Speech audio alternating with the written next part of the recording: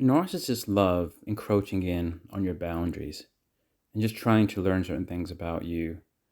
That's really none of their business. Things that you tend to keep to yourself, things that maybe you haven't shared with other people. On the one hand, just the fact that narcissists are able to really pry into your personal life and pry into your personal thoughts and just learn things about you that are very personal to you, it gives them a lot of pride, the way they're able to open people up. It's a very manipulative behavior. And narcissists are very proud of themselves every time they succeed at manipulating somebody. When they succeed, in this case, in getting you to reveal things about yourself. Could be your fears, could be the things that you want in life that you haven't achieved, but no one else really knows. You know, it could be details of a past relationship you had that you struggled with. It could even be things around religious beliefs or sexuality. But narcissists really do like prying into people.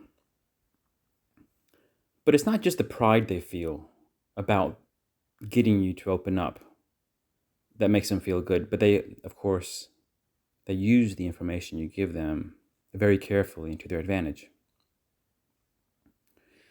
And oftentimes you'll realize the more you share with a narcissist today, the more they use that information against you tomorrow.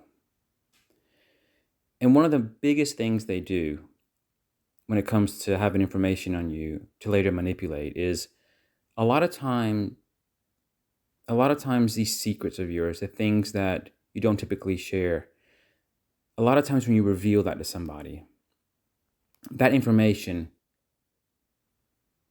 points towards maybe certain insecurities you have.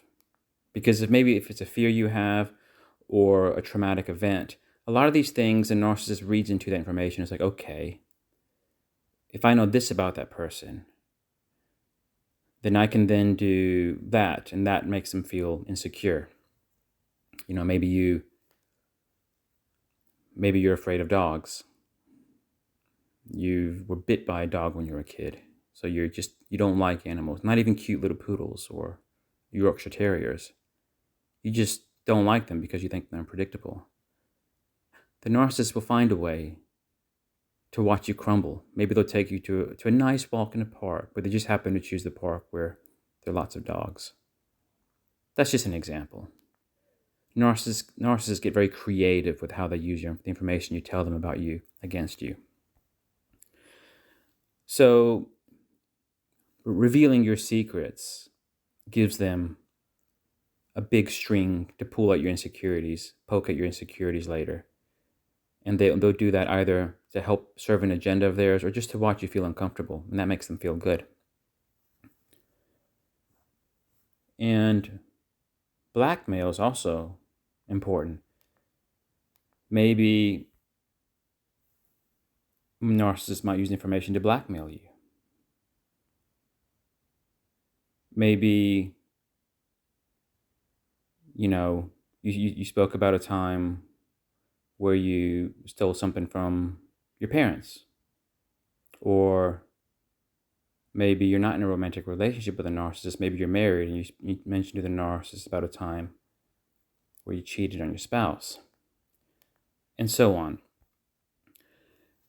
Narcissists, they will take certain steps, and you'll never really know this about them until they do it, because you can know somebody for a long time. It's only when you really piss them off or you're really not pleasing them, and there's a lot of stake in the narcissist's mind, and they're displeased with how you're just not supplying them anymore. Sometimes they will actually blackmail you. They will actually say, I will tell so and so about this.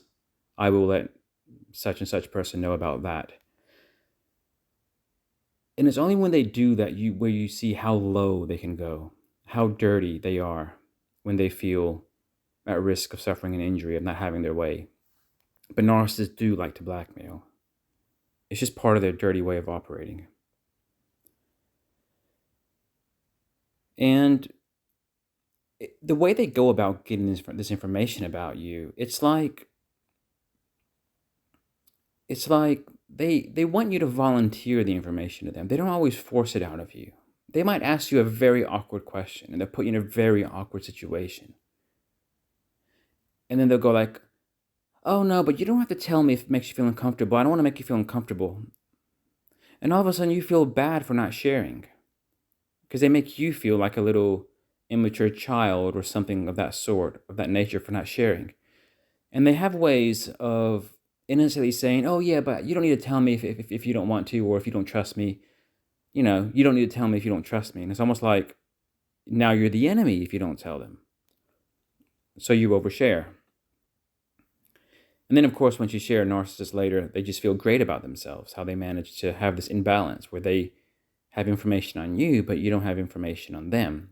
And what I mean by that is, first of all, narcissists tend to ask very probing questions about people, especially if they don't know them very well yet. And they don't volunteer much about themselves. So they're asking questions.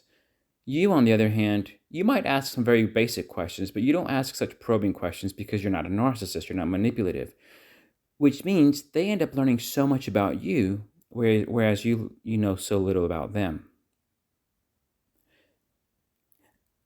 What narcissists are doing is they're creating this framework for this natural imbalance, which tips to their favor, because when push comes to shove, they have more information they can use against you than you have that you can use against them. Again, that's just how narcissists always try to keep the upper hand.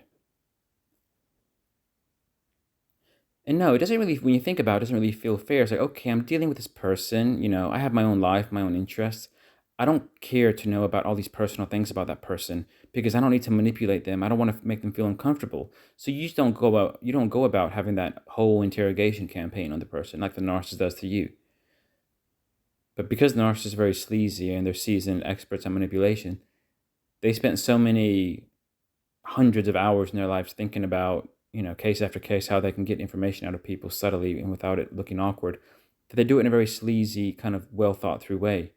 You're just not going to go through the trouble. It's just not a thing for you. You're going to dedicate your resources and personal energy to things that actually matter. Whereas for the narcissist, they dedicate all of their energy and resources to manipulate people.